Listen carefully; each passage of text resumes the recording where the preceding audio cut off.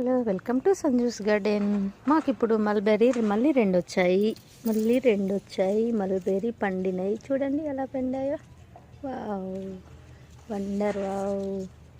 ఇంకొకటి ఇక్కడ చూసారా?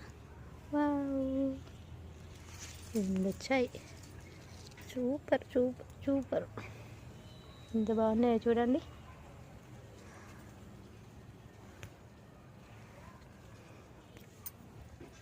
ఇక్కడ ఎర్రగా ఉంది, ఇక్కడ ఉంది. మళ్ళీ ఇది కొంచెం లైట్ పింక్ ఇక్కడ ఉంది. మూడు ఉన్నాయి. మూడు ఒకేసారి వస్తుంది. అది